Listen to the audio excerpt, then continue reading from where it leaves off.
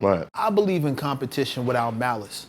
I believe if you good, we should be able to compete. I took it without malice. Not you specifically. Absolutely. But this is something that I've always been trying to spread to MCs. You don't have to hate the man in order to go at his head and want to get him out of here. That's been proven. That's how it should be. Like, especially since your competition should be the top of the food chain. You shouldn't be aiming for undermath if you're a battle feeling like rapper. you dissed me on the record that I we couldn't did. believe that shit either, because you know what?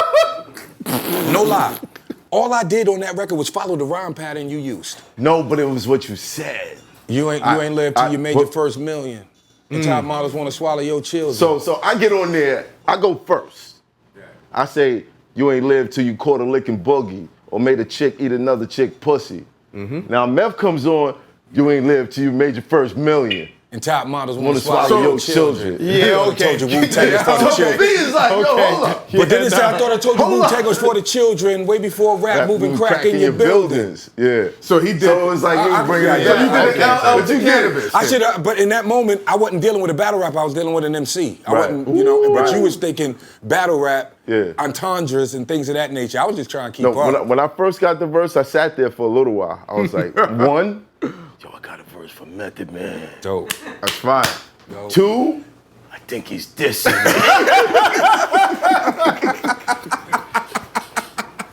And three, Oh, I'm still gonna put this out. right. Right. So fuck it. I'm gonna smile, throwing this hoodie, da-da-da. That's great. Came through, shot the video. Yeah, fact. That's think why I he met. just Yo, I showed wish we had shot a different video for that, man. Well, I mean, in hindsight and shit. In hindsight, it's I was always gonna be trying like and that. shit. But the moment, I had shirtless hoodies and shit, it was a man. great fucking moment, man. Yeah, it was. I met Cortez. Yeah.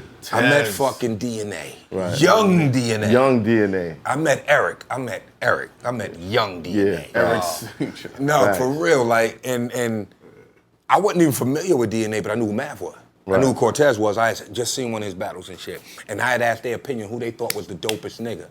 Hollow the Don, right? So I started watching all the Hollow. Who told you that? Y'all did. And you ended up battling him. You know, sometimes you do things for people that wouldn't do the same for you. And then the subject of bill collector came up. That's BC. That's crazy. That's my That's nigga, yo. And at first it was like, it took them to make me understand, because I went back and looked at him again and was like, this nigga is fire. I didn't get it at first. Right. But I was still young in the ears listening to this transition from what, you know, Poison Pen and them niggas or the Lions Den was doing and Sub-Zero and all that shit was doing. Free. Right. And it was, I just know that, and I'm about to give up my shit right now, but in that moment was when my hand got hot again. Really hot. Watching these dudes, watching their battles and shit like that, and I was You felt like you oh. lost it for a second? No, I was just saying there's no place for lyricism anymore. Oh, God. Yeah, And I was like, these different. guys are doing It was moving into the exactly trap what era. I love. So fuck Yeah. it. Now that I know that there's an audience there, I don't care if nobody else is listening. Let's see if they are. That's dope. Have you ever Fucking felt like dope. you lost it? Yeah. I'm telling you, there was a whole era where I was doing 4 fucking projects. My own, Wu-Tang, me and Redman, and then the occasional Swarm, Killer Bee, you know what I mean? Shit Right. like that. Affiliates. Right. And I was jotting. It was at a point where I hated the fucking studio. I hated writing in the studio, all that shit, because it was like I felt like I was on a clock. And Redman, a beast. I didn't go up in the booth. Boom. 10 minutes. And the shit be fire. One of my top 3 favorite all-time MCs. Yeah, that nigga. Ever in life. Yo, Yeah, just- shout out to Red, man. Shout out to Red. and that was a man. lot, just being with him. And, you know, he older than me by a year, too. Big bro. Taught me a lot of shit. A lot of shit about. And he would do it in slick ways, too, because we used to go out and do shows. And, I mean, as soon as I come out on stage, I would jump in the crowd. I take all the energy out the room, because there's a lot of people that can't even fucking see you now. And he's standing up on stage, and he's like, well, what the fuck I'm supposed to do? Why you down in the fucking crowd and shit, you know? So he did it in a slick way. We were on a tour bus. He was like, yo, come check this shit out right here. Run DMC. They were performing live. And he was like, you see how these motherfuckers? He was like, watch this part right here. And I remember because D was like, yo. Ron was saying to D, he was like, hey, yo, D, what's that on your head? That's my black hat. Mess around, you get capped. He was like, D, what's that on your back? That's my black shirt. Fuck around, you get hurt. I'm not doing this verbatim, but you know. Right. Like, D, what's that right there? That's my black belt. I take it off, give you welts. D, what's that? Black pants. Fuck around, I get a chance with. And D, what the fuck are those? My Adidas. Crowd was going crazy before he even said Adidas. I was like, yeah, Red is right. I gotta stop doing this dumb shit. Get my shit together, right? There you go. Shouldve. Get my shit together. And even with slowing Part of your down. religion, bro? And even with slowing down my cadence enough where it's like, I can't get away with just jotting anymore. I'm like, coming behind this dude, I can't get it. But there was a moment where it was like, I was just jotting. I didn't even want to be in the studio. It was like quick bars. None of it was like concurrent sentences. None of that shit. It was just a bunch of wild and crazy thoughts all thrown on paper. It didn't work for me. People was like, he the worst one in the Wu-Tang. Meth has so much potential. Mr. Go back to where you once belonged. You heard what he said? All that shit. You heard what he said? Who are the people that was saying that? No, it was. Because you said that on the first time you came on the show that you felt like you was the wackest in Wu-Tang. I'm like, what? I remember reading Ego Trip, which I respected, and a magazine which I respected. And they had a lot of opinions that I agreed with, you know. And it was one thing in there, they were talking about rappers with potential that never, or rappers, I just know that with Meth, it was like, they called me Mr. Potential. And he said, it gave like some synopsis, but the shit that I remember, because I put it in the rhyme, was get back to where you once belonged. And that right there was like, you know what? They right, because I used to love sitting down and writing. Now it became a job to me. It was like every time I turned around was another record. I mean, I didn't get a summer or a vacation because we would record these albums during the summer and be touring at the same time. Yeah. When I did my first album, Wu-Tang was on tour promoting Into the 36 Chambers.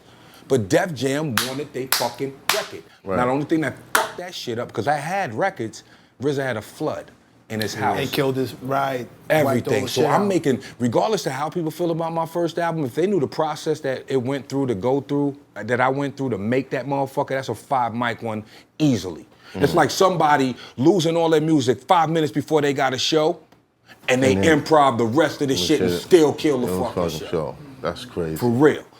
I'm talking, we were on the road, no data, none of that shit. RZA had to remake beats and shit like that, and when we would leave the stage and these dudes was doing they 1 2 1 2 after, you know, well known now, I was in the studio.